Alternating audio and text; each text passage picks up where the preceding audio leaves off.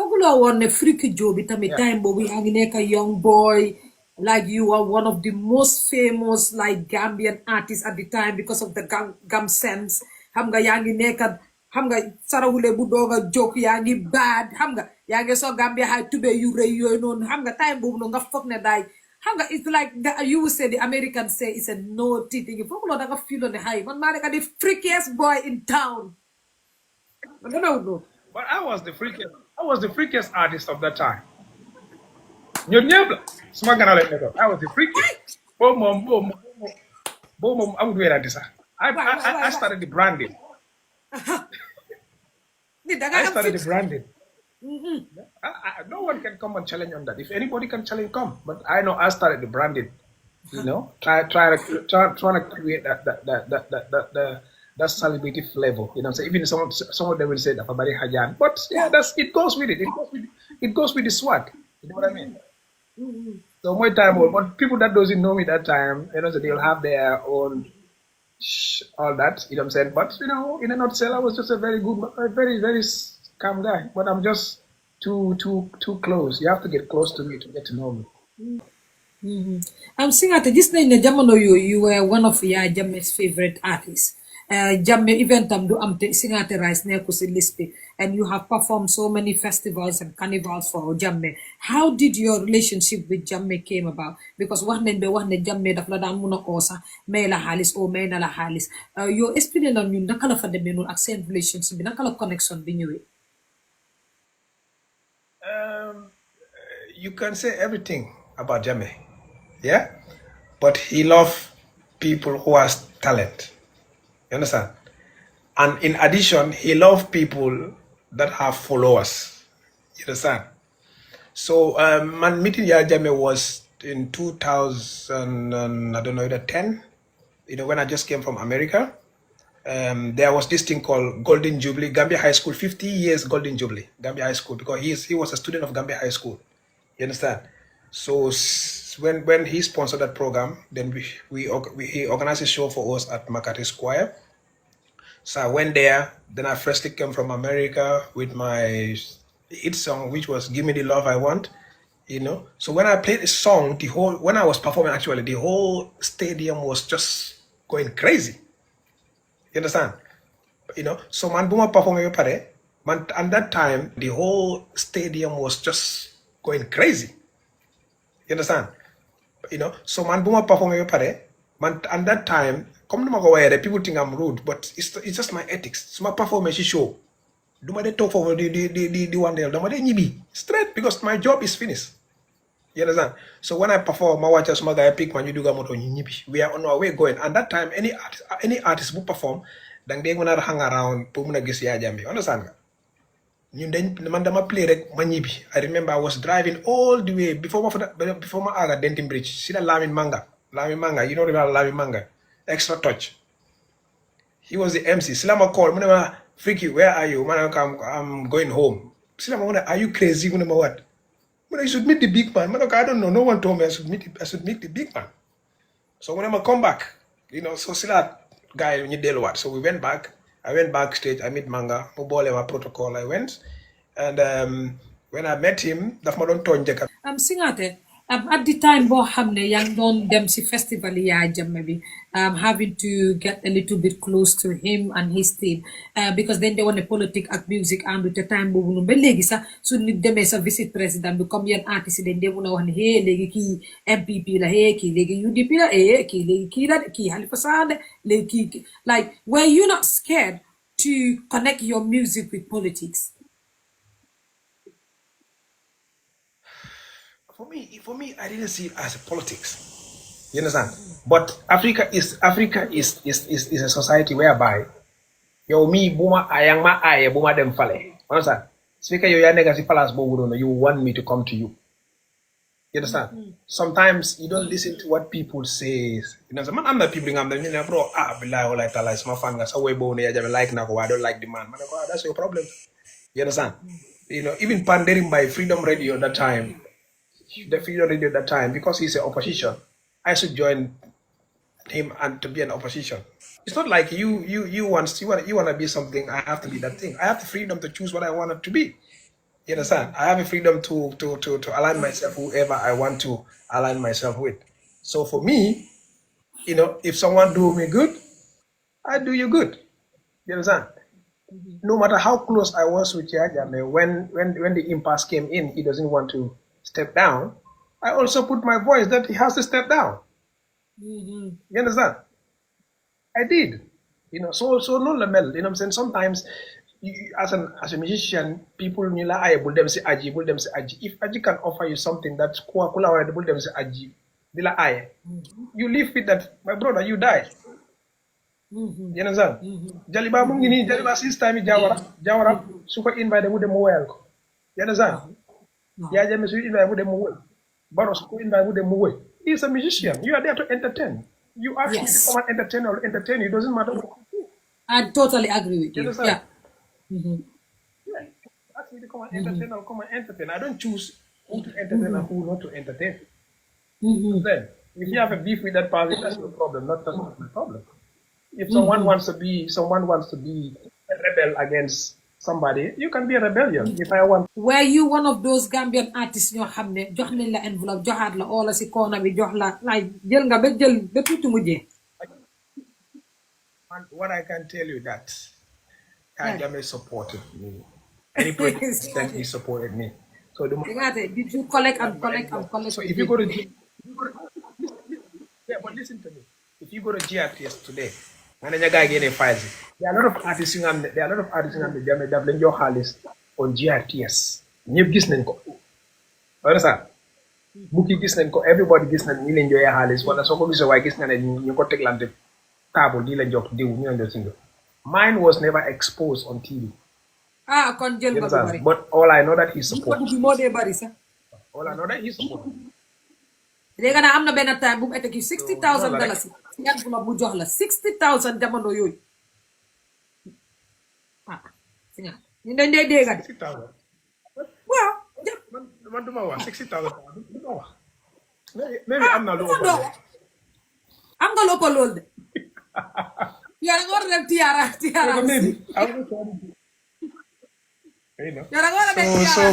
so mooy loolu.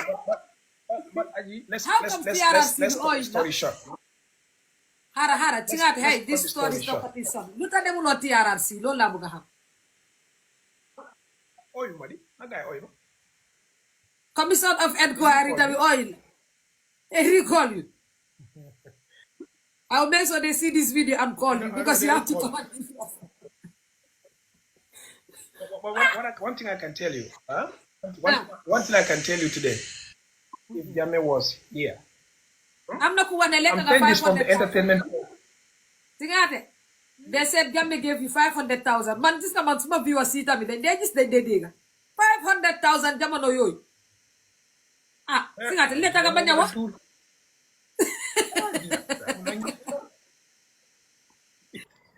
Then you gonna have that yo, neka nga artist bo hamne perform kasi fural, wala fecha nga fural dahal. I did. Hang start in Banjul. They very organized food as sometime. This is before comes and reconciliation. Anga ni dem jina track feature. Wow. Man dama de indi suma cassette. Ñu play ko jox ma mic ma woy ma fek. That's what I was doing. Man dama indi suma cassette. Ma jox ko DJ bi ma fay sama xaalis ñu jox ma mic ma woy si fuural. So this is how I was doing. So da nga fay DJ sa people dang ko dee fay pour mu pile sa track. Anga dang fuural dang di jënd track te am na ko wax ne gis na la fuural ya ñu feja. Duma dee feca man dama dee jënd anga jënd track ñu ne waa track kii moo ko jënd ngeen feca non dama dee fay maybe suma time doo feca naa maybe bad sometime bo waaye comme moo ñëwee commune balaa ma get popular I remember few occasions yu nga xam ne dama fay just to sing you know what I'm saying so I did that yeah definitely music Singateh yow naka nga gisee gam music yeen seen jamono ak jamono bii nii because yow nekkoon nga si aar bi nga dem ba toog delluwaat di liggéey ak ñi nekk ci aar bi te yow kenn génnuloo because dang fa nekka nekk fa ba waxtu bi. So yow naka nga gisee aar bi then ak now, and what made it so special then ak what made it so special now, like what's the differences? Now and today, there are so many differences. Before, the music was so organic that you can relate to. You understand? Time over artists you were you think, yeah boy, I'm the nice voice. Lola I'm there because we don't use all those technology, change our voice, be def coni or tune def. The production was very organic as well. It's not like more of electronics. You know, more than day, so day, very few Gambian artists know gonna play act band. Very few. Because the production that they do is too much electronic, too much 808, boom, boom, bang, bang, bang, bang. More than so why guy they play live band, they don't want to try it because no band can replicate what they record in the studio. You understand? That time we utilize more musicians and instrumentalists. So you know, I'm studio recordings. You know, in the drum player, you know, in the marimba player, you know, in the sabat player. But today is more or less like more of sampling. Band to play so for instance. Up to today, with the way that the industry has changed, you know what I'm saying? When you play music from our generation, or even music from born Africans, when they used to go to Nana Studio in Budum, you play those songs, they sound way better than the songs that are coming out now in 2024, 2025. You understand? That time there are less studios, but it was more or less like analog studios, you know what I'm saying? So the message that we send that time, and I have a lot of elderly people that call me so much Mary. You understand? Yes, my artist banging. They don't even hear what I'm singing because I sing in English. They don't even hear what I'm saying. But nopa, if it is saying something that is good, then I'm the key. You understand? You know, that time I am not even crazy to use F word. Like you did your part in gam music because loolu laa de wax li ngeen def buñ ko jël si yéen yéen a ko yeeyoo naka nga def ba sowe sa bopp si jamono yooyu noonu because comme li ma dee wax rek ñun dañ leen dee mun a yuuxu a lot naka nga def ba sowe sa bopp si jamono yooyu noonu. There are a lot of mistakes that some of us artists luñ dee def di nga gis jigéen mun naa nekk sa fan mu like la as a person of what you do, but not nekune daf la like for relationship. You understand nga? But this thing artists yi dañ ko dey misunderstood. Understand nga? Da nga gis jigéen bu nga daf la like because what you do sa star nga, but at the end of the day artist bi daf dey mun a use that as an advantage mu chase la wala mu ask la out, understand all those things. So loolu daf dey a relationship. Dama dey bàyyi si loolu bu baax. You understand? He not like Nama of what I do. Maybe he doesn't like me for relationship or whatsoever. Once you know that, you'll be able to keep your female friends, female friends and female fans. You understand? And man, that time man Bukila won. You understand? You understand? So I know that when I was my boy, man, can I down cool? You know what I'm saying?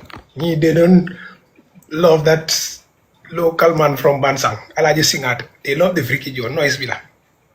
You understand? If I'm not that famous, I'm not doing well, I will not have all the attention that I'm having from them. You understand? So now that I have this attention, I also have to see how I'm going to utilize that. You know, man, time when as a jiggen, when you throw yourself on me too much, you don't get me. Because the old.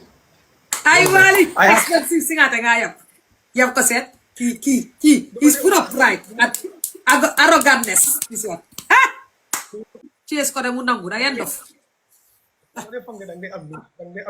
Man maa dee bugg a follow topala because man maa am lu ma gis yow I wanted to follow you. I have to be the one to chase you. But if you are chasing me too much, you might call too much, you might harass too much, you will never get me. It's not possible. You understand? So and there are some men on there. You get to call 1, 2, 3 times and you give in easily. You know what I'm saying? You know, so man, that time I have the feeling that okay, Jigen, they can take you up there. They can bring you down. These boys, their songs have been played. Dunde Amdara, see radio, see tele, they don't have anything. There is no copyright. There is nothing that is protecting their work. So the only way they can have fun is to organize shows. So speaking of your organized show, you book and you pay tactical loan. It's unfair. Let them protect their work. Then they can also pay tax in the first place. I'm not active in singing. I'm not singing anymore. But I think I'm sending this message to the artists themselves. Let them unite. You understand? These things that I just spoke about is for their own benefit. You understand? But if they are divided among themselves, the government will never do anything regarding the entertainment. Nothing. Singateh, am na ko wax ne xam nga man gis nga man ñu ma dee seetaan dañ peti am na ko wax ne ma laaj la sa daan sa gu daan woon traffic light boobu naka la fa demee yow am sa daan sa gu daan dafa daan sa boobu daf ko liggéey dafa daanu traffic light dem Sweden. Huh? which I means remember that. Even myself. sorry, which means that we have so many people that like here right now that knows you because we could be there masaya hewa my hair when the rasta guy. So man you see Bobu Singateh because I never knew about this. How many time when we are playing stage when they in this more stage wood living stage boni you know. So mom they've done because time of more message is like give them more message right now. Give them more message. So then they jump. Mana mom ngi am rasta half la to that. Then they jump. So mom digante bo mo daf don down direct. The rasta guy. Affaire bi dem si biir dafa daanu si biir. You understand? So man I was even singing. I have to add some sauce to it. Man I was even laughing myself. Why dafa joke rek? Def rasta rek continue. Like nothing happens. You know? So those days were nice. No, Gambian di ba peti. But how about lulu yegre. So Singateh after that, like how was the embarrassment? Because Singateh warong nga eteki ko sa at least nga give more message. Dafa joke rek. Mu hecc rasta rek mu egat. So the crowd was dafa gën a hype lo crowd bi sax.